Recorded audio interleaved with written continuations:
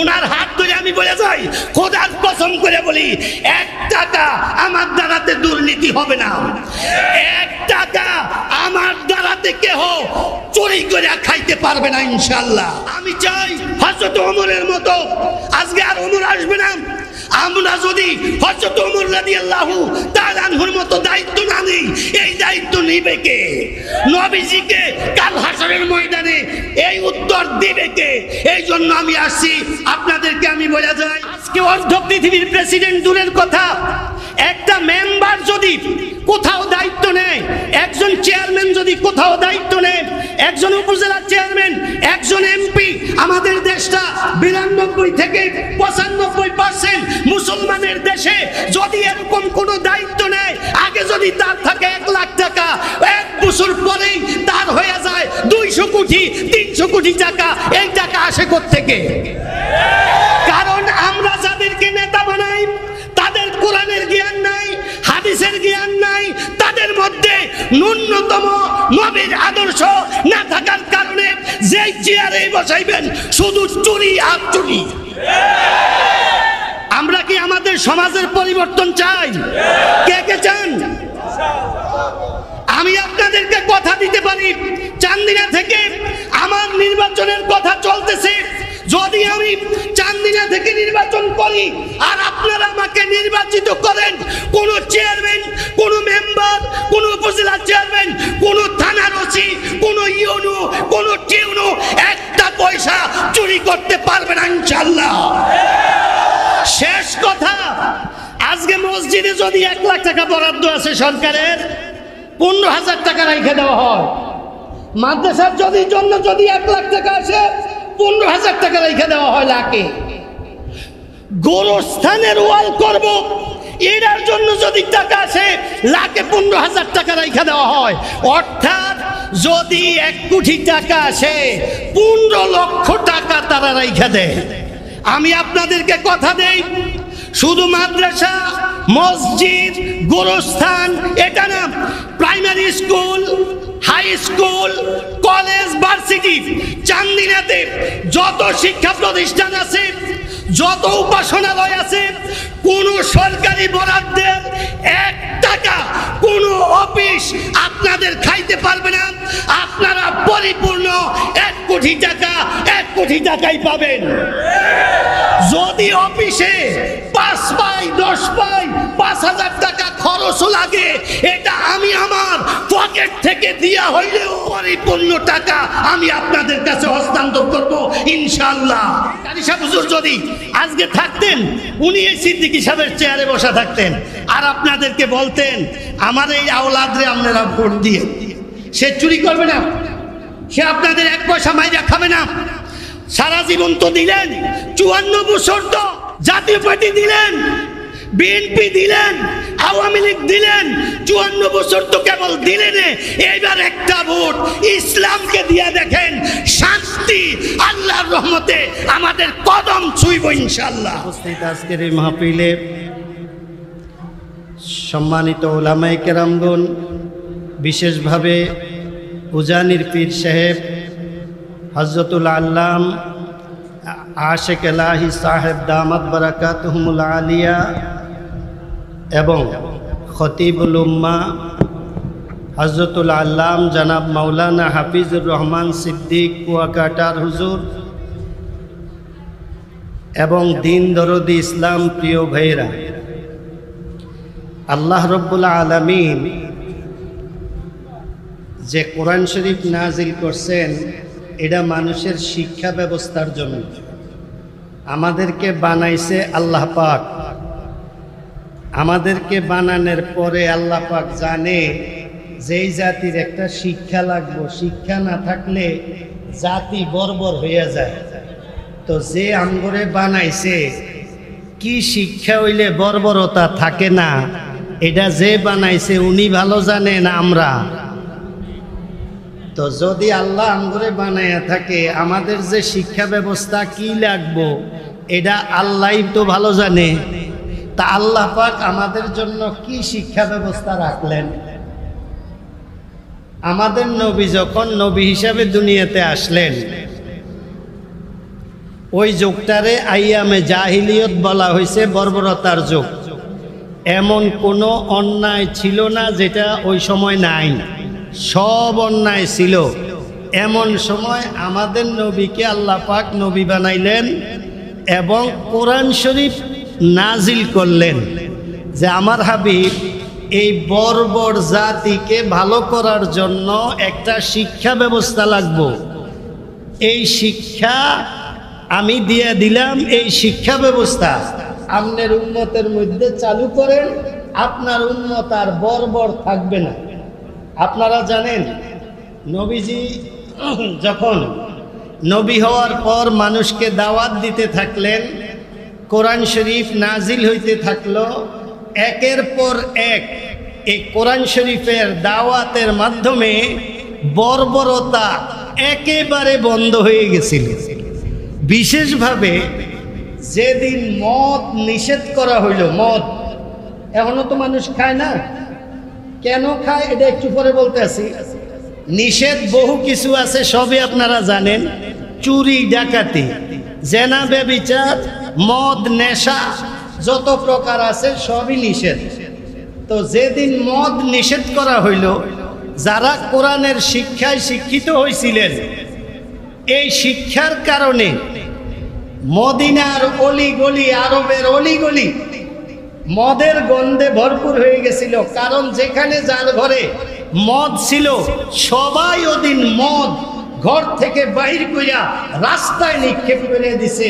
পরবর্তীতে কোনোদিন আর এই মদের বোতল, মদের পাতিল, মদের বর্তন ঘরে ঢুকে নাই।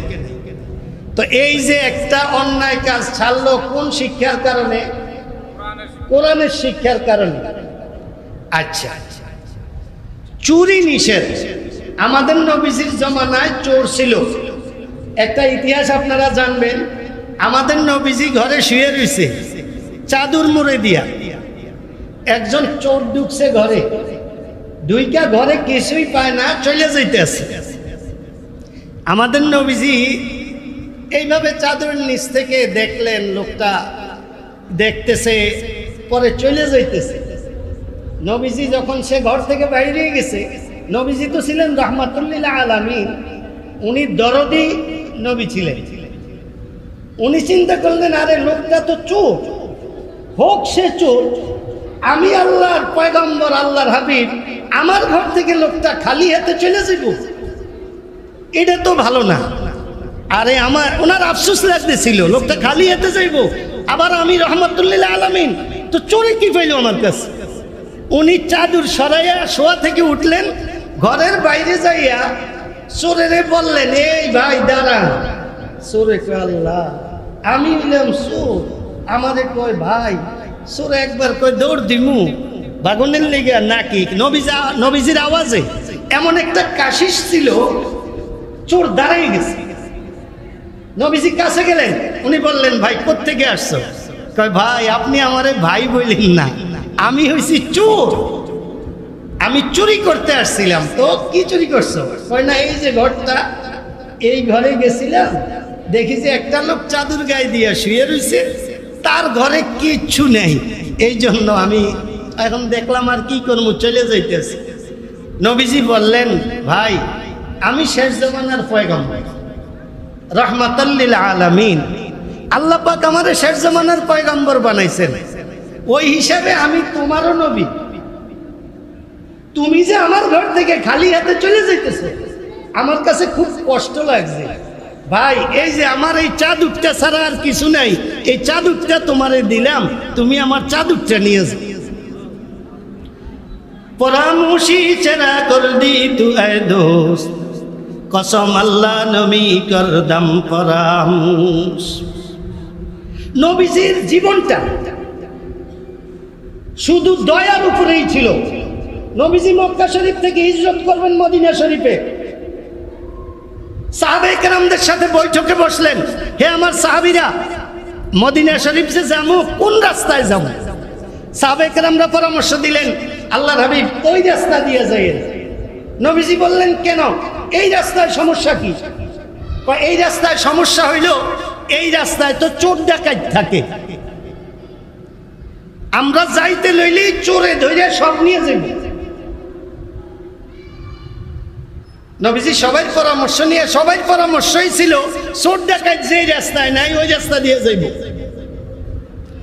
নবীজি দয়ার নবী, উনি চিন্তা করলেন আল্লাহ আমারে পাঠাইছেন মানুষকে আল্লাহর সাথে জুড়ে দেওয়ার জন্য। আমি যদি চোর থেকে বাঁচার জন্য, ডাকাইতের থেকে বাঁচার জন্য অন্য রাস্তায় চলে যাই, তো এই চোর ডাকাইতের কাছে দাওয়াত পৌঁছাইব কে? নবীজি বললেন দেখো তোমরা তো পরামর্শ দিছো, বাকি আমার সিদ্ধান্ত হইল এই রাস্তায় যাবো যেই রাস্তাতে চোর ডাকাইত বসাস। তা হুজুর ধরলে? তখন নবীজি বললেন তাদের জন্য আমরা আগেই হাদিয়া একত্রিত করে রাখো, ধরলে তাদেরকে আগে হাদিয়া দিমু, পরে দিনের দাওয়াত দিব। ঠিকই যাইতেছেন, যেই জায়গায় চোর থাকার কথা, ডাকাত থাকার কথা, ওখানে গেছে এই সব সাওয়ারি এইভাবে আটকাইছে। থামো। সাহাবায়ে কেরামরা বললেন তোমরা কারা? আমরা চোর ডাকাত। নবীজি সাওয়ারি থেকে নামলেন, নাইমা সামনে গেলেন, যাইয়া বললেন তোমরা যে এখানে আসো এটা আমি জানতাম। আমি হইলাম শেষ জমানার পয়গম্বর মুহাম্মদ আরবি সাল্লাল্লাহু আলাইহি ওয়াসাল্লাম। সবাই বলছিল এই রাস্তায় যেন না আসি, তোমরা আসো, তোমরা চুরি করবা, ডাকাতি করবা। কিন্তু আমি আল্লাহর হাবিব হিসাবে, আল্লাহর শেষ পয়গম্বর হিসাবে আমার দয়া আসলো যে তোমাদেরকে একটু বুঝানো দরকার। আজকে যদি তোমার কোনো সামান কেউ নিয়ে যায় কেমন লাগবো? কয় খারাপ লাগবো। তো কি করবা? কয় রে ফিরে লম্বা করে লামু।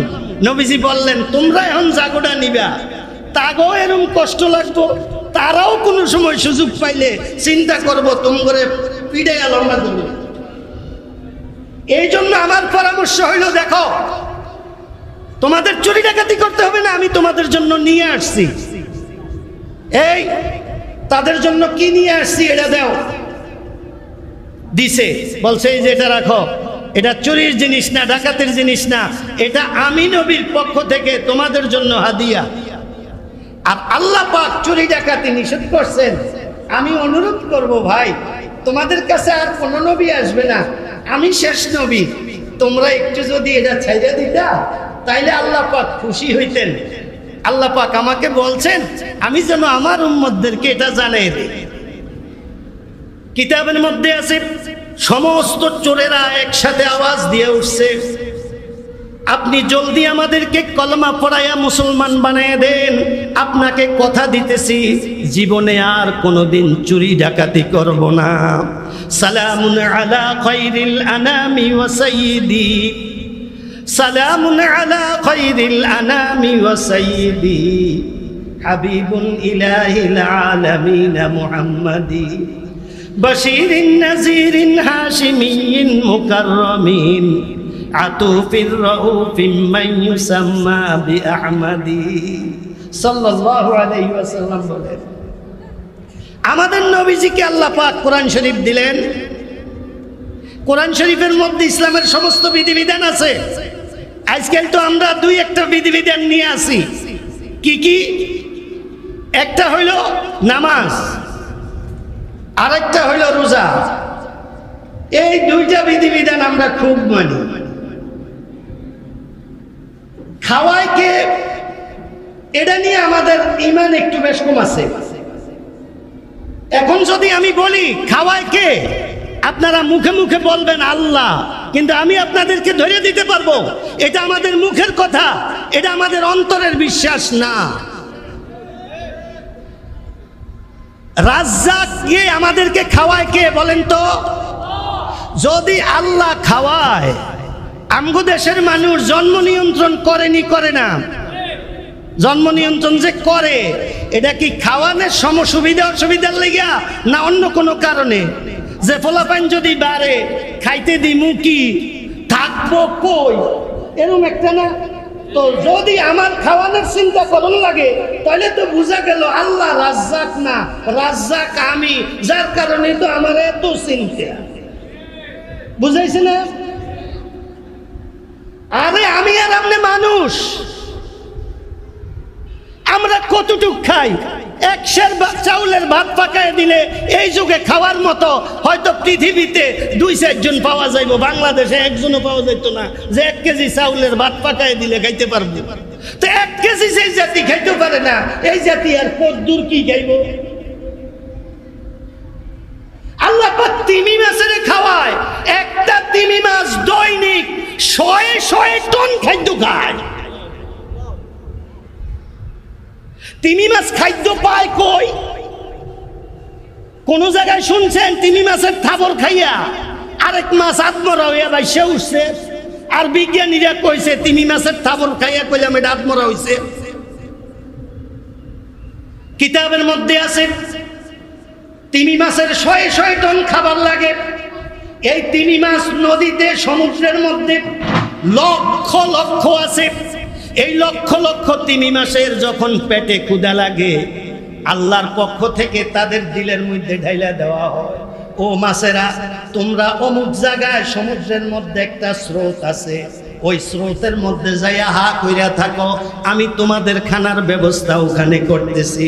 ওখানে তিমি মাছ যাইয়া এইভাবে হা কইরা থাকে, স্রোতে শুধু কেবল গলদা চিংড়ি আইতে থাকে।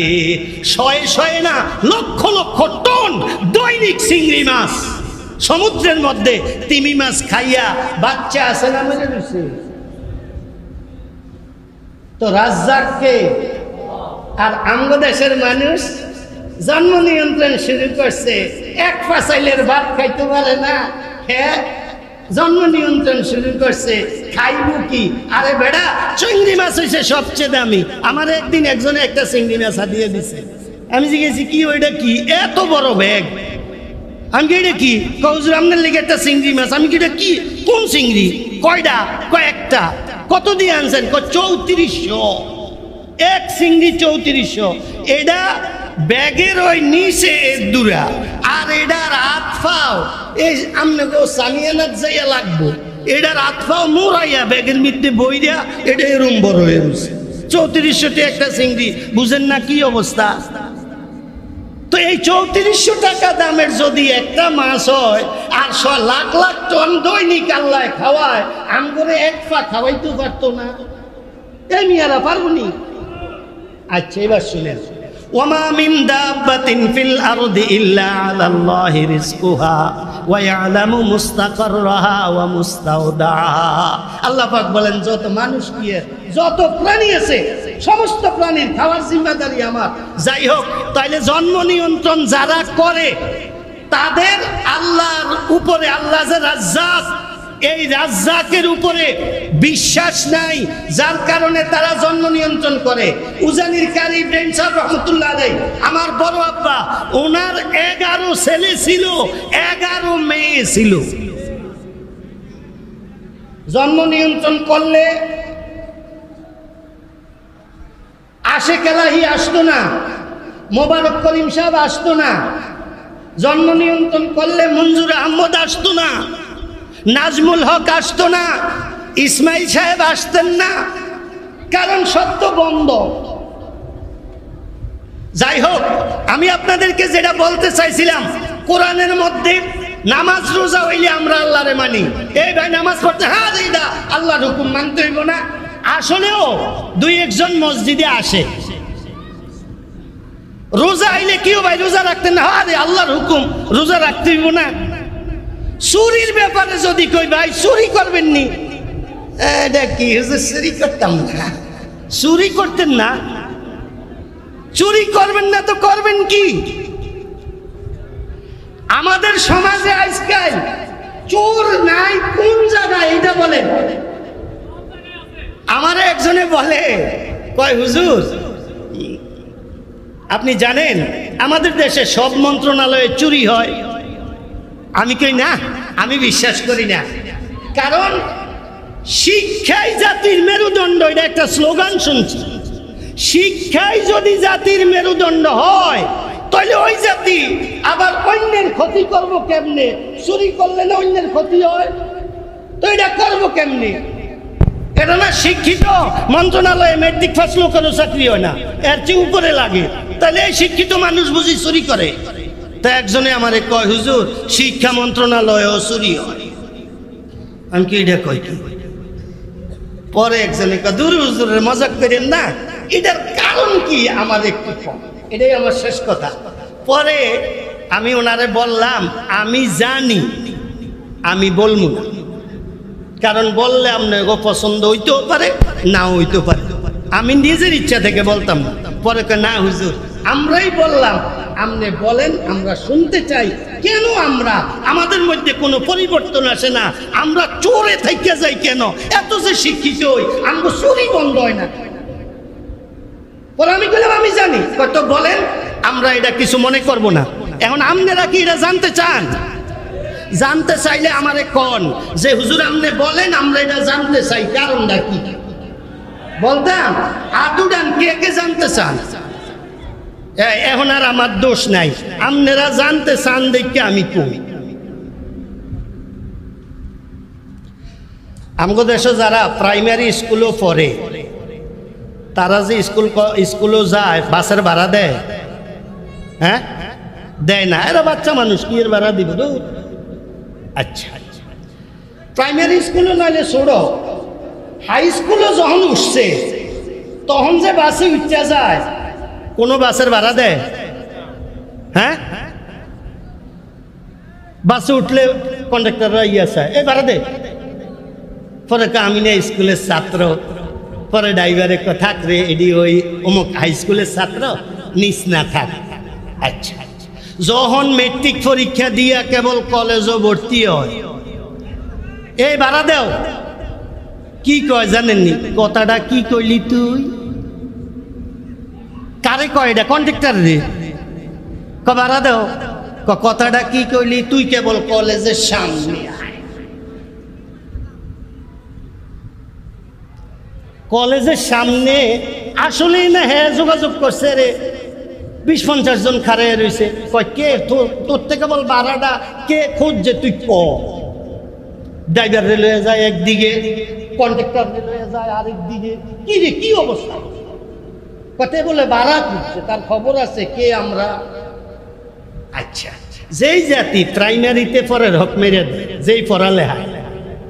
যেই পড়ালেখায় হাই স্কুলে পড়ার হক মেরে দেয়। কোনো মালিক, আমি বাস ছেড়ে দিছি নবাবপুরতে আপনার কুমিল্লা পর্যন্ত, আমি কি কইয়া দিছি কলেজের ছাত্র উঠলে কইলাম ভাড়া নিবি না, এরা আমার ফোলা বা এরা আমার ভাতিজা, এরা আমার আত্মীয়।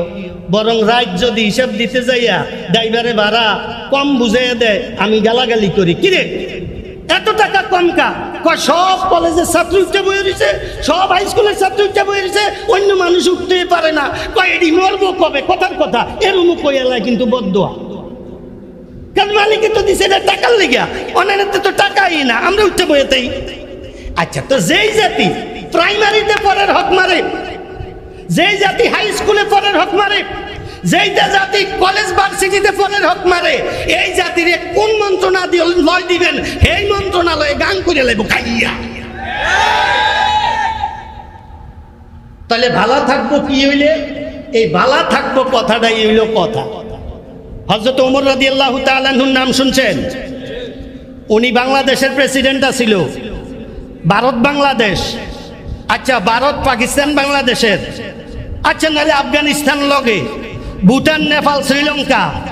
হ্যাঁ, যদি পৃথিবীতে এখন 350 দেশ থাকে, তাইলে 165 দেশে 135 দেশের মতো দেশের প্রেসিডেন্ট ছিলেন হযরত ওমর একা, অর্ধ পৃথিবীর প্রেসিডেন্ট। কোরআনের শিক্ষায় ওনাকে কোথায় নিয়ে গেছে জানেন? অর্ধ পৃথিবীর প্রেসিডেন্ট। নামাজ পড়াইতে উঠছে, এসার নামাজ পড়াইছে, ফলারে কয় দিকে তুমি যে আজকে একটা উঠ বেচছো বলে, জি আব্বা, টাকা দিকো বাসাত কইল আনছে। কয় উঠ কত দিয়ে কিনছিলা? কয় এত। কয়টা নেও? লাভের টাকা ওনারা তো কাব্বা হেডা কয় উঠ ফালছিলা তু কাব্বা, বাইতুল মালের গোডাউন আছে না, এই গোডাউনের সাইডে ছেড়ে দিছিলাম, হেন গম চাইল খাইয়া এটা মোড়া তাজা হয়েছে। কয় এই গোডাউনের গম চাইল কি তোমার বাপের না দেশের মানুষের? কয় দেশের মানুষের। কয় তাইলে এই লাভের টাকাটা আমি বাইতুল মালে জমা করে দিতে আসছি। অর্ধ পৃথিবীর প্রেসিডেন্ট।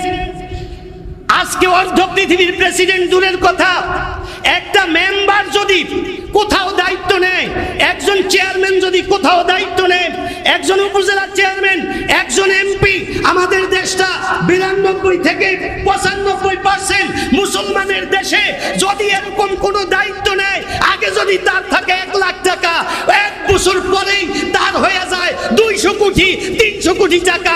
এই টাকা আসে কোত্থেকে? কারণ আমরা যাদেরকে নেতা বানাই তাদের কোরআনের জ্ঞান নাই, হাদিসের জ্ঞান নাই, তাদের মধ্যে ন্যূনতম নবীর আদর্শ না থাকার কারণে যেই চেয়ারে বসাইবেন শুধু চুরি আর চুরি। আমরা কি আমাদের সমাজের পরিবর্তন চাই? কে কে চান? আমি আপনাদেরকে কথা দিতে পারি, চান্দিনা থেকে আমার নির্বাচনের কথা চলতেছে।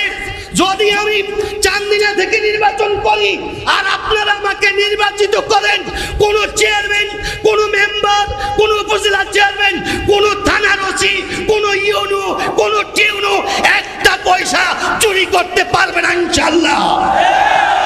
শেষ কথা, আজকে মসজিদে যদি 1 লাখ টাকা বরাদ্দ আছে সরকারের, 15,000 টাকা রেখে দেওয়া হয়।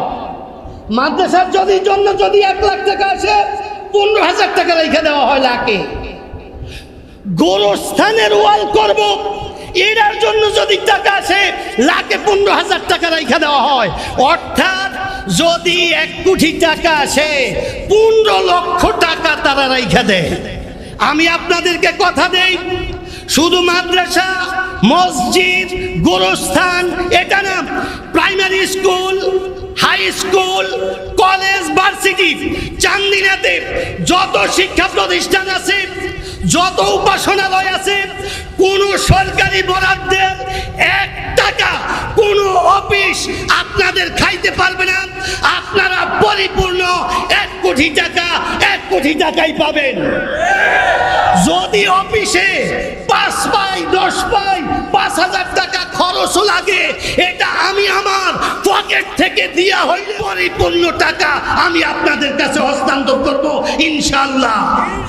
আমি চাই হযরত ওমরের মতো, আজকে আর ওমর আসবে না, আমরা যদি হযরত ওমর রাদিয়াল্লাহু তাআলা আনহুর মতো দায়িত্ব না নিই, এই দায়িত্ব নিবে কে? নবীজিকে কাল হাসরের ময়দানে এই উত্তর দিবে কে? এই জন্য আমি আসছি, আপনাদেরকে আমি বলে যাই, সিদ্দিকী সাহেব এখানে আছেন, ওনার হাত ধরে আমি বলে যাই, খোদার কসম করে বলি, 1 টাকা আমার দ্বারাতে দুর্নীতি হবে না। 1 টাকা আমার দ্বারাতে কেহ চুরি করে খাইতে পারবে না ইনশাআল্লাহ। আমিও খাবো না, কেউ খাইতে পারবে না। এবার আপনাদের কাছে বিচার। প্রেম সাহেব রহমতুল্লাহ আলাইহির বংশের আমার অত যোগ্যতা নাই, শুধু নেসবতটা আছে। এই নেসবতের ইজ্জতে আজকে তো কারি সাহেব হুজুর যদি আজকে থাকতেন, উনি এই সিদ্দিকী সাহেবের চেয়ারে বসা থাকতেন, আর আপনাদেরকে বলতেন আমার এই আওলাদরে আপনারা ভোট দিয়ে, সে চুরি করবে না, সে আপনাদের 1 পয়সা মাইরা খাবে না।